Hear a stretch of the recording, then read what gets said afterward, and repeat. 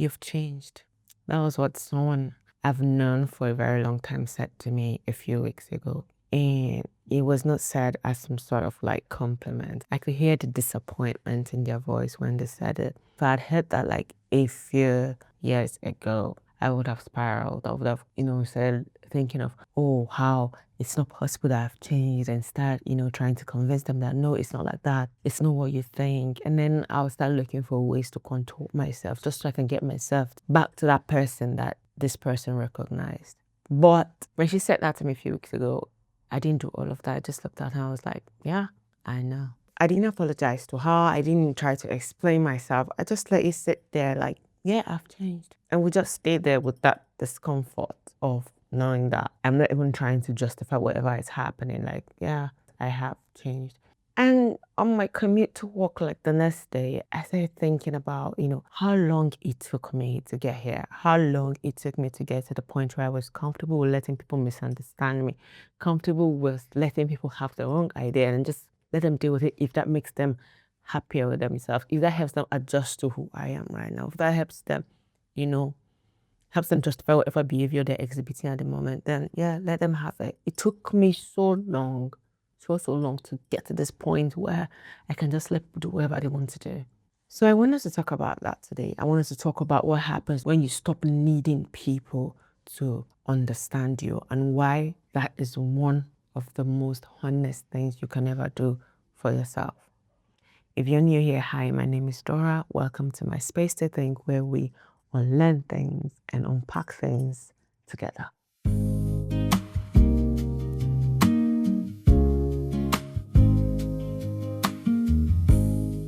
You probably have this version of you that was that is very, very calm. The version of you that knows how to manage people, manage environment, that knows how to contort themselves in every room they walk into just so they can, keep the peace and just get things going. The part of you that really, really hates friction, and you've decided that it is your responsibility to ensure that there's no friction in every room you enter. I have my own version of that girl as well. Yeah, that version of Dora exists, that the version that preferred to be needed than wanted, because being needed meant that like I had a job to do, to make you comfortable, to put everyone in the better mood so things can work. The one that was just so focused on just keeping things going, just making things forward. And the best way to do that is to make sure that no one misunderstands what I'm saying, that everyone understands me, that I was so focused on being an open book, so focused on being a person that was easily digestible to everyone around me. Do you understand? Because saying what I actually want might be too uncomfortable. And the funny thing is, because I have learned that version, I developed that version very, very early. I thought that was the only version that existed. And you probably think the same too with your own version. But what if I tell you that that version of ourselves is not truly who we are? I mean, it's a version that we created to survive the environments that we've known, environments we found ourselves in, But at some point, you have to stop living on survival strategy and actually exist. And being loved for the image you've presented to people and being truly known for who you are very different. And at some point, you have to decide that you can no longer continue to fake this persona for people just because that's what everyone is comfortable with. At some point, you have to let yourself exist as who you are. So these days, I'm trying very hard to not be that version anymore. And don't get me wrong, it still comes up. That version is part of like my instinct now. So it comes up when I know it shouldn't or whatever it wants to. But the thing is, whenever it comes up, I'm able to catch it early this time. For instance, if I find myself trying to apologize for a situation that wasn't my fault at all, I catch myself just before I say that sorry. If I find myself trying to maybe agree to plans I'm not interested in, or agree to do something that I know will cost me a lot and I'm not willing to do that, I say no. I catch myself before I say yes. And then, because what used to happen before is I will go and say yes and go and try my possible best to do it. And then I'm not happy after doing it because this thing cost me way too much. Well, now I stop myself before I say yes. And that is growth. Knowing how to stop it quickly now before I actually make that commitment is fantastic growth. But the thing with growth and self-improvement is you don't just change within yourself, your relationships change as well because your relationships were built around the old version of you. So when you start changing the way you do things, changing how you behave now, you are basically new in this old relationship. And so you may no longer fit. The relationship will start getting shaky because the relationship was not built around this your actual self that's trying to emerge. Your relationship knew the old version and it was sustained based on the old version.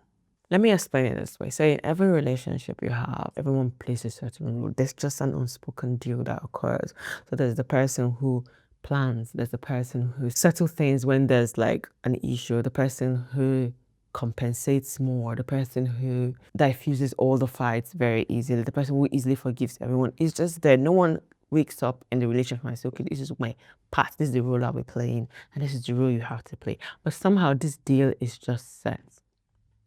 Now imagine you, the person who usually diffuses tension, the person who usually overcompensates or makes plans. Imagine you, that person, waking up one day and then deciding that you no longer want to play that role again. What do you think happens to that relationship? If you are the first child, or if you're the eldest daughter, basically, if you're the eldest daughter, you know what I'm talking about. You are not just a kid, you're not just a child in the family, you're an infrastructure. That's just the truth. Like, there was never a time you were praised for just being an actual kid. You were praised for being reliable, praised for getting things done, praised for pushing through, praised for making things happen as a kid. I'm not talking about what's happening right now in adulthood. I'm talking about what happened even as a kid. As you grow older, that role doesn't disappear. It follows you everywhere. It follows you even to your relationships with men. It follows you into your relationships with men. It follows you into your relationships with your friends.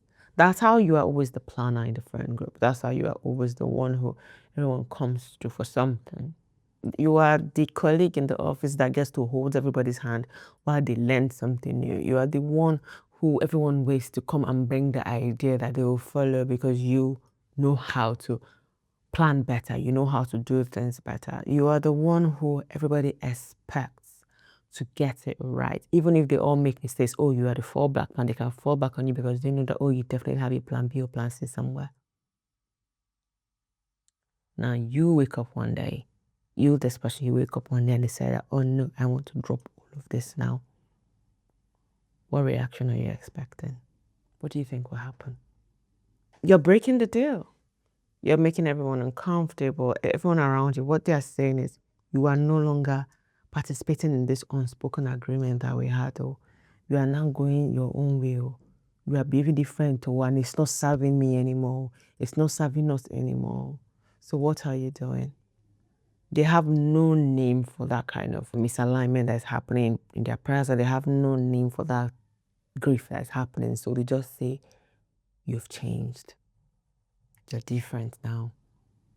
And to be honest, for what it's worth, I don't think it's always malicious because truly, if you've known someone a certain way, the person starts changing, it's disconcerting for anybody, to be honest. They have to start getting used to this new person that they don't understand. So I understand all of that. But you see, I used to think that that confusion as well was mine to fix, try to get him understand that, oh, this old me wasn't working so much, and that's why I'm transforming to a new person. And I understand that you're uncomfortable right now with this new person, but this is the new program. But I wanted him to really understand why I was changing and why I was doing something different. The thing is, I don't believe that anymore.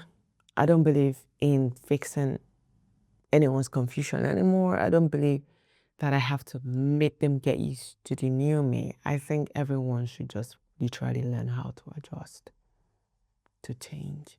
It also applies in your romantic relationships. If you are the person who was always accommodating, almost apologizing so that peace will reign, you absorb everybody's mood swing. You just say, okay, be sorry, so peace will reign every single time, even when it's for things that are not your fault, for things that are your fault. You just don't want any friction. You have opinions, you don't say them, you swallow them down because, oh, I don't want them to be angry, oh, I don't want to think one thing and one thing. And then you come out proudly every day to say, oh, we are just very smooth, we don't fight. Mm-hmm. You're not fighting because someone is pretending. You're not fighting, you're not having issues, you're not quarreling because someone is acting as if everything is okay. Someone is bending their back to make sure another person behaves anyhow. Then one day you start to change. You start opening your mouth now to talk. You start saying, oh, how you're feeling, what you want, what you don't want. And you became more honest. And then, friction enters. You start fighting. And the person goes, oh, you've changed. It's true, you've actually changed because now you've introduced fiction because now your relationship is now more honest. There's no need to be surprised. This was where it was coming. The reason why you were not fighting was because you were not talking. Now you're talking. And so you're here now. I've watched this happen so many times to women. Instead of your internal healing to make your relationships healthier, it starts to make it harder. But the truth is, it's getting harder because you're more honest to yourself now. It's getting harder because you want better for yourself. Because truly, truly, nobody can pretend forever. You cannot continue to be a doormat just so there will be no friction. Just so, you can be easygoing. You can be the person that does not have problem. It's not a good survival strategy for a long term. At some point, you're going to get tired. And so if you're recognizing yourself in all of these things I'm saying, if you're the one that's always holding things together and making sure everything is working smoothly, I want you to know that you deciding to not be that person anymore is you clocking off from a job that you never even applied for. And nobody gets to call that a betrayal. No one. The relationships, all kinds of relationships that I've had that got easier, that made me believe that putting myself down, not talking about things or ignoring things, tolerating things is the only way for me to keep them. Those kind of relationships are relationships that I don't need anymore. However, I had that belief for a long time. Just ignore it, just tolerate it. They don't know better. Just hold it in. After a while, they understand. I had that belief for a long, long time. And holding that belief makes you feel like every single time you have to manage their expectation of you, you have to make them understand what you're doing.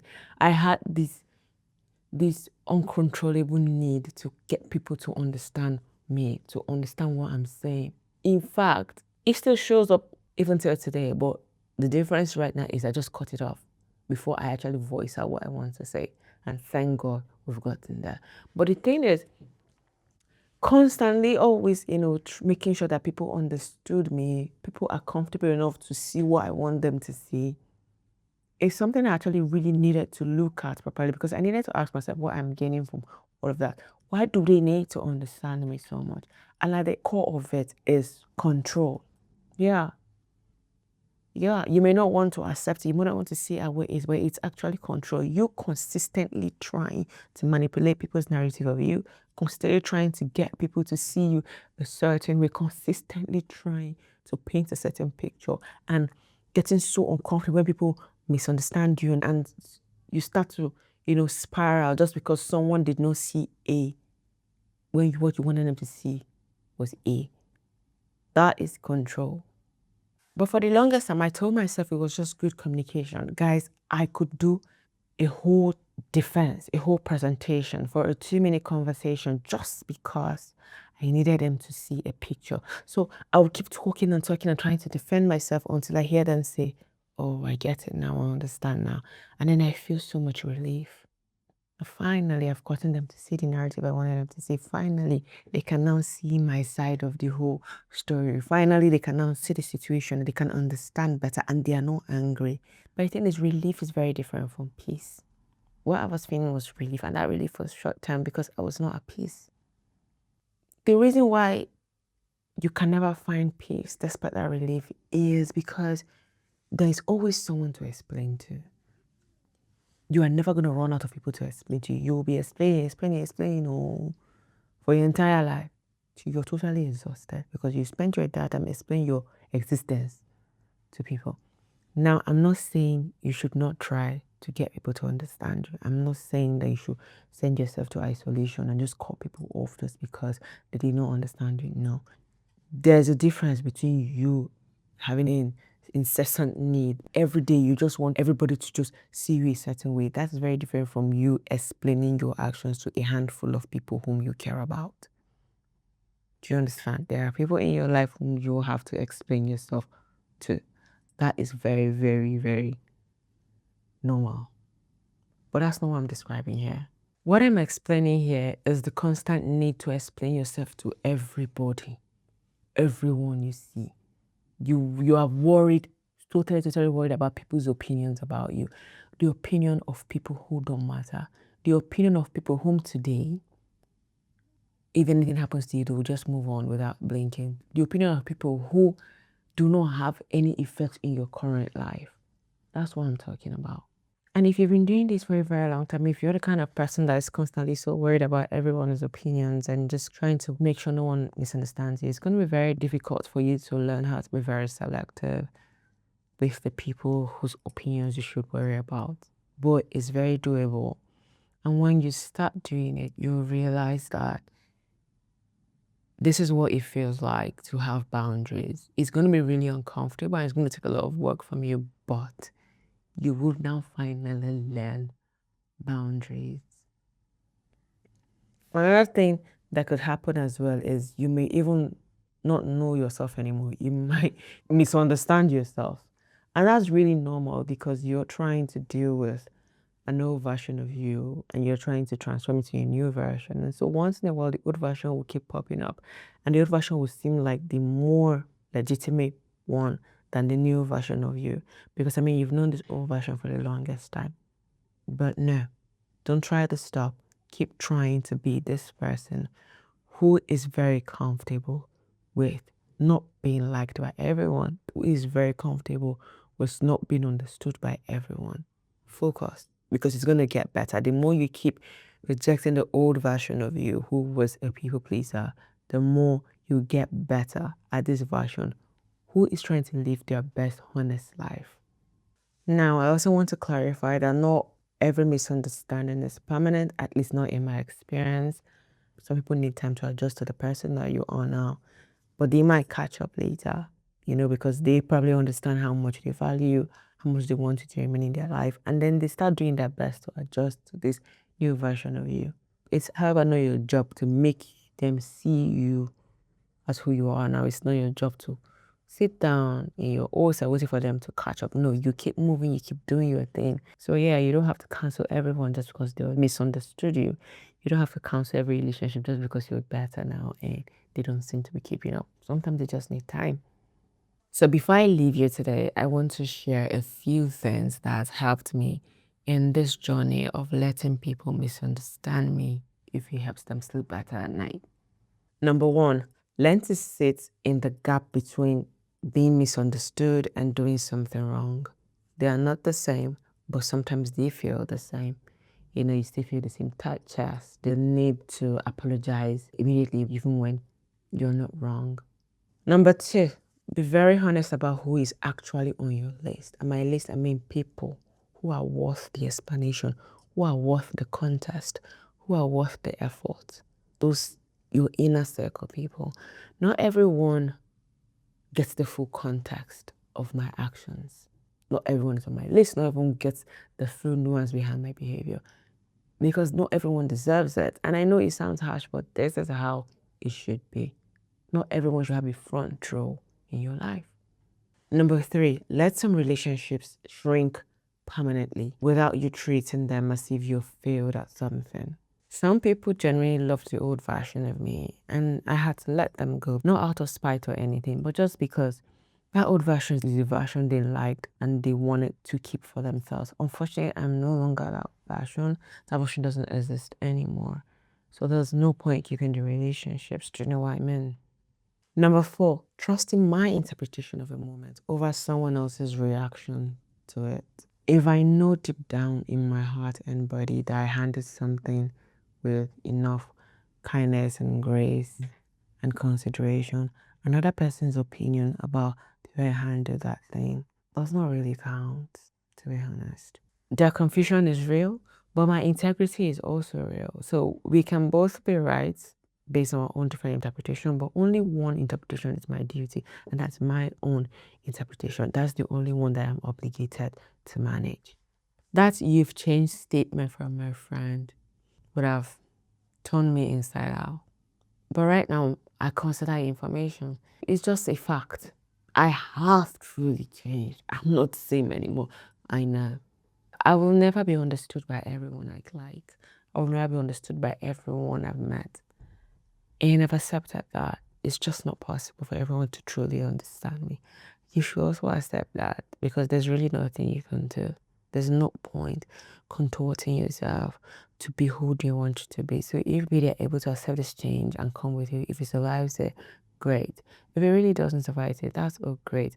You are much better when you live your life as someone who's responsible for themselves, basically. So if you're someone who is living in this kind of situation at the moment, trying to make people understand that you have changed, I would say you should let them misunderstand you, to be honest. It's the first step. They have to misunderstand you. Stop trying to make them feel like, oh, they've gotten it wrong, or you've really not changed. You have.